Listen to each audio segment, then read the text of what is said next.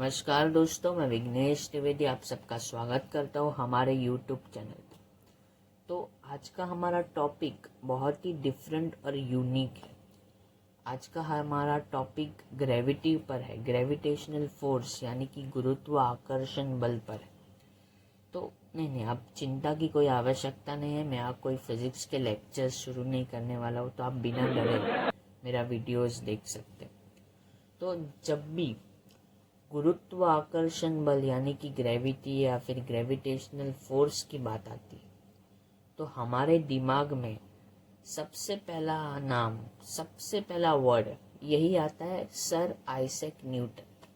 क्योंकि न्यूटन जी ने अपना पूरा जीवन ही ग्रेविटेशनल फोर्स पर लगा दिया। उनका बहुत ही गहरा योगदान था ग्रेविटी और ग्रेविटेशनल फोर्स पर। लेकिन जो ये हम नहीं जानते या फिर हमें पढ़ाया नहीं गया कि न्यूटन से भी पहले भगवान श्री कृष्ण ने 5-6 हजार साल पहले ग्रेविटी और ग्रेविटेशनल फोर्स पर बहुत ही गहरा ज्ञान अर्जुन को दिया था।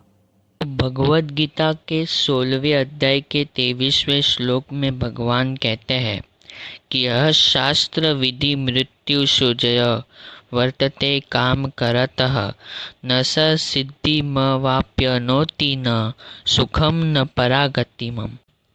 जिसका अर्थ ये होता है कि जो शास्त्रों की अवहेलना करता है और मनमाने ढंग से कार्य करता है, मतलब कि प्रकृति के नियमों के विरुद्ध कार्य करता है या फिर प्रकृति में मौजूद गुरुत्वाकर्षण बल को अपने तरीके से प्रयोग करने की कोशिश करता है, तो उसे न तो सिद्धि मिलती है, न तो सुख मिलता है और न ही जीवन जीने के लायक रहता है।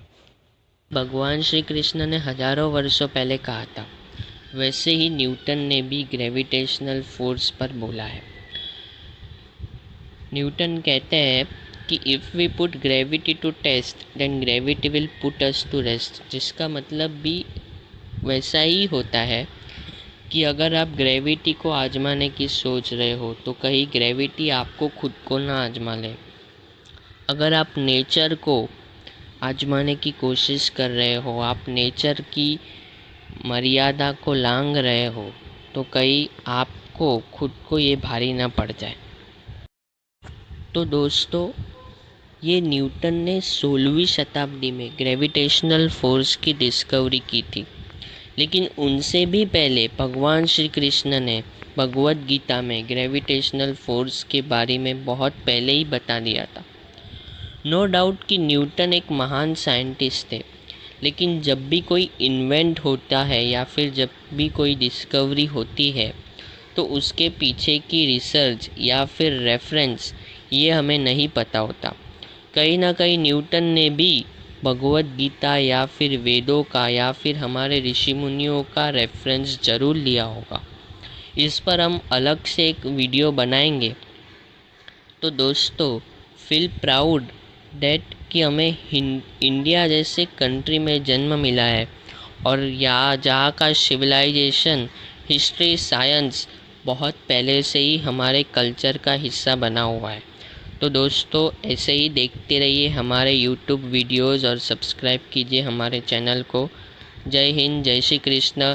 ऐसे ही साइंस और टेक्नोलॉजी भगवद गीता में वीडियोस में बनाते रहेंगे।